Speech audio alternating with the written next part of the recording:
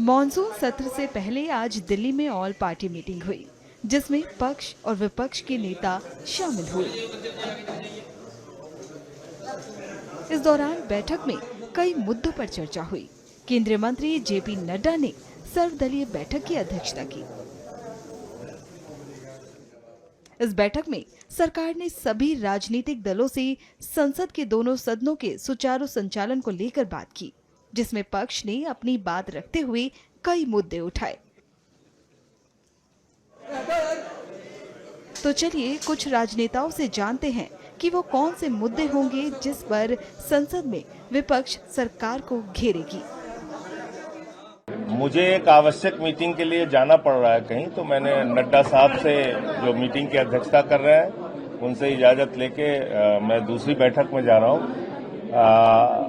जो विषय आज मैंने ऑल पार्टी मीटिंग में उठाया है आम आदमी पार्टी की ओर से, उसमें मुख्यतः अमेरिका के राष्ट्रपति द्वारा बार बार जो ये कहा जा रहा है कि 5 जेट गिराए गए और ट्रेड डील के नाम पे सीज फायर कराया गया, इस पे सरकार का स्पष्टीकरण चाहिए।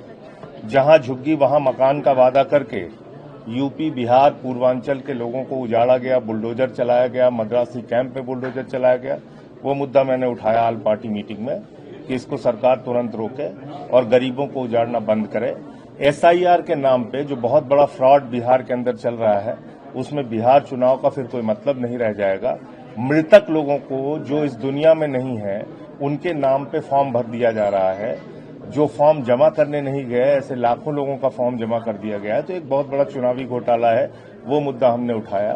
प्लेन क्रैश के नाम पे जिस तरह से हमारे ही पायलट को दोषी ठहराया जा रहा है कि उन्होंने फ्यूल स्विच ऑफ कर दिया, उस पर सरकार को स्पष्टीकरण देना चाहिए, ये मुद्दा उठाया। और उत्तर प्रदेश में सरकारी स्कूलों को बंद करके दलित, पिछड़े, अल्पसंख्यक समुदाय के लोगों को जिस तरह से स्कूली शिक्षा से वंचित किया जा रहा है, वो मुद्दा आज मैंने सर्वदलीय बैठक में आम आदमी पार्टी की ओर से उठाया है। और अगर सरकार की ओर से इस पर कोई जवाब नहीं आता है तो सदन में भी और सदन के बाहर भी इस पर प्रोटेस्ट करेंगे। पिछले कुछ महीनों के महत्वपूर्ण और दुर्भाग्यपूर्ण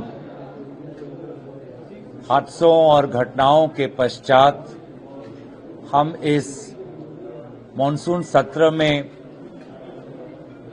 सदन के द्वारा देश को संबोधित करने का अवसर हमें मिलेगा और सरकार से अहम सवालों का जवाब सुनने को मिलेगा। और इसीलिए हमारी ये मांग है कि ऐसे कुछ विशेष विषय इस सदन में, इस सत्र में उठाए जाएंगे जिसके कारण इस बार हमारी पहले से ज्यादा उम्मीद है कि प्रधानमंत्री मोदी जी सदन के अंदर, सदन के द्वारा देश को संबोधित करेंगे। वे महत्वपूर्ण विषय हैं पहलगाम, उसमें जो चूक हुई, उसमें जो बातें आदरणीय लेफ्टिनेंट गवर्नर साहब ने कही, काफी समय बीत चुका है और सरकार को अपनी चूक के ऊपर अपनी बात रखनी होगी। युद्ध के ऊपर भी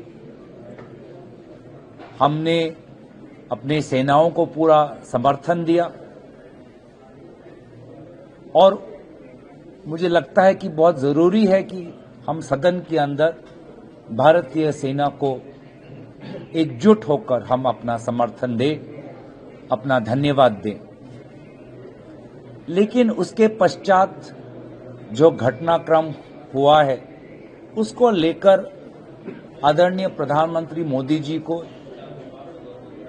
इस विषय पर प्रकाश डालना बहुत जरूरी होगा, क्योंकि जो बयान आज अमेरिका के राष्ट्रपति से आ रहे हैं, वो कहीं न कहीं भारत की गरिमा, भारत की सेना की शौर्य पर सवाल उठाता है। और अमेरिका के राष्ट्रपति के उत्तर कोई मंत्री नहीं, कोई विशेष सूत्र नहीं, कोई प्रेस रिलीज नहीं, सिर्फ भारत के प्रधानमंत्री ही दे सकते हैं। दूसरा, जो वोट देने का अधिकार जो हर नागरिक का होता है, उसको लेकर जो आज महत्वपूर्ण सवाल उठ रहे हैं, चुनाव आयोग जिस प्रकार से विभिन्न राजनीतिक दलों के साथ वार्तालाप करने से भी हिचकिचा रहे हैं और स्पष्टीकरण नहीं दे रहे हैं, तो आने वाले जो राज्यों में जो चुनाव होंगे, यह पूरा जो चुनावी ढांचा है, संवैधानिक और लोकतांत्रिक ढांचा है, जो संविधान के निर्माताओं ने केंद्रीय चुनाव आयोग के निर्माण में जो आदर्श के साथ चुनाव आयोग का गठन किया था, तो कहीं ना कहीं इसको लेकर भी बहुत महत्वपूर्ण सवाल उठे हैं। और सिर्फ सरकार का मुखिया होने के नाते प्रधानमंत्री का ये कर्तव्य बनता है कि वो अपनी सरकार का स्थिति या सरकार का पक्ष वो सदन के अंदर रखे। तीसरी बात है कि हम सेना के बड़े अफसरों ने चीन, पाकिस्तान, बांग्लादेश, टू फ्रंट के जो एक्सेस बन चुका है हमारे सीमा पर, उसको लेकर बहुत ही संवेदनशील बात उठाई है। पिछले सत्र में भी हमने चाहा था कि रक्षा विभाग पर, विदेश मंत्रालय के विभाग पर महत्वपूर्ण चर्चा हो, बजट के लेकर उनकी डिमांड फॉर ग्रांट्स को लेकर चर्चा हो, पर नहीं हुआ। लेकिन आज जो बातें आदरणीय राहुल गांधी जी ने सदन के अंदर रखी थी टू फ्रंट के ऊपर, तो आज सेना के बड़े अफसर भी वही बातों को दोहरा रहे हैं।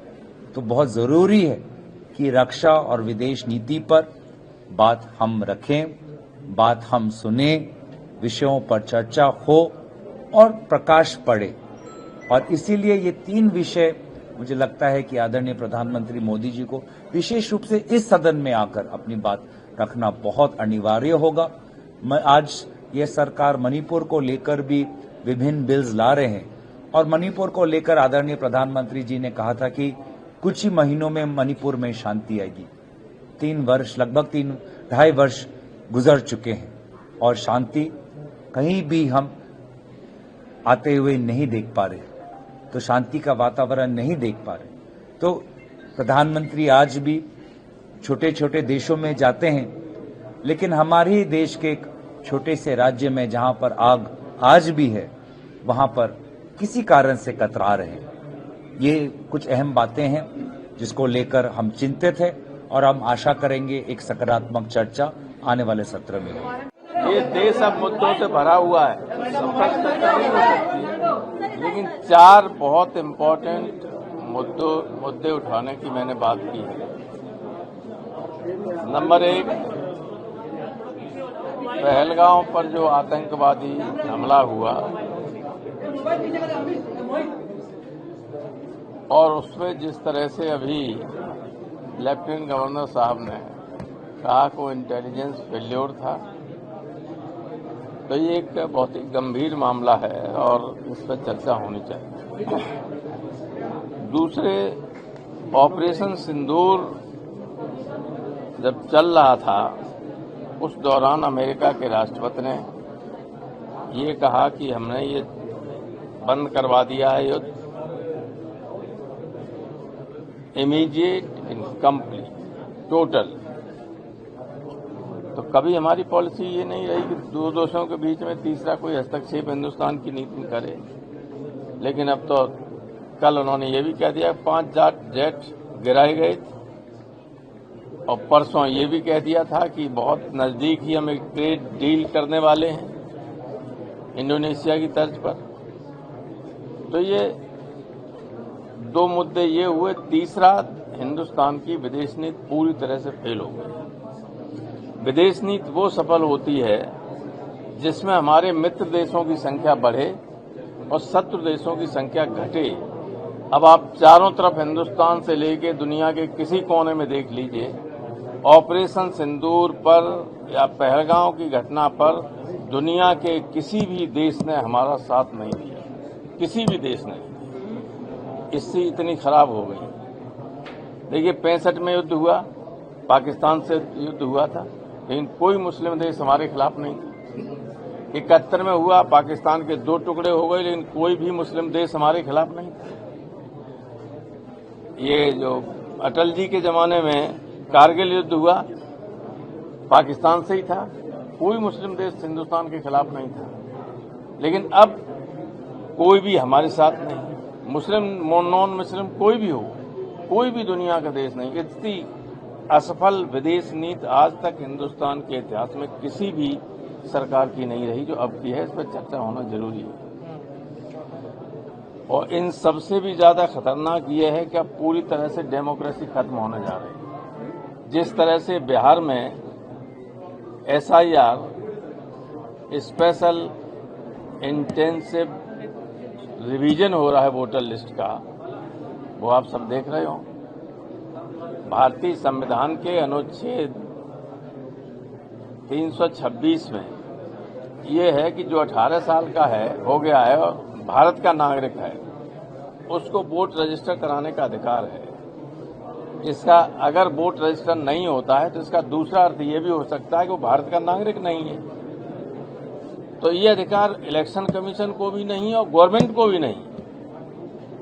ये उसका अधिकार है कि अगर वो भारत का नागरिक है और 18 साल या उससे ऊपर है तो उसका वोट होना चाहिए।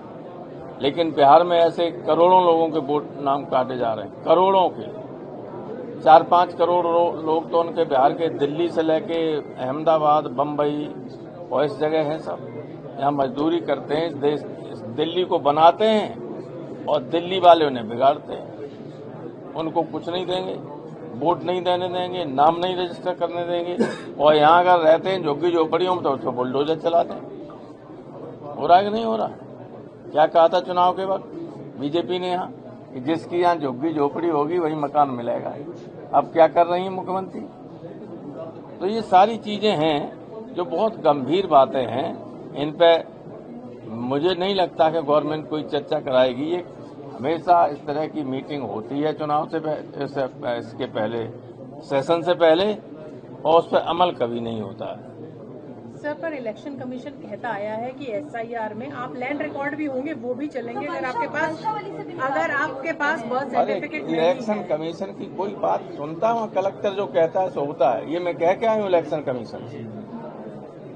आप फॉर्म जो भरते हैं वो जिसको कलेक्टर चाहेगा वो जमा होंगे, वही फीड होंगे, और नहीं चाहेगा तो नहीं होंगे। BLO बनाता रहे। इलेक्शन कमीशन व्यवहार में इलेक्शन कमीशन का जिले पर कोई असर नहीं अब रहा है। अब कोई TN सेशन नहीं है। किसान की नुमाइंदगी तो अकाली दल, श्रोमणी अकाली दल ही करता है। तो सबसे फोरफ्रंट में हमने ये मुद्दा उठाया है, जो लैंड लूटिंग हो रही है, जो दिल्ली से निकाले हुए लीडर्स जो पंजाब के ऊपर हावी होकर पंजाब को कर्जाई कर रहे हैं और लूट कर रहे हैं, और अब ये किसानों की जमीन को लूट करने का एक नया केजरीवाल ने सिस्टम डाला है। तो उसके खिलाफ श्रोमणी अकाली दल ने आवाज उठाई है और कल से हमारे धरने शुरू हैं। हम पंजाब की 1 इंच जमीन भी पंजाब से बाहर इन लैंड लूटर्स को नहीं देने देंगे।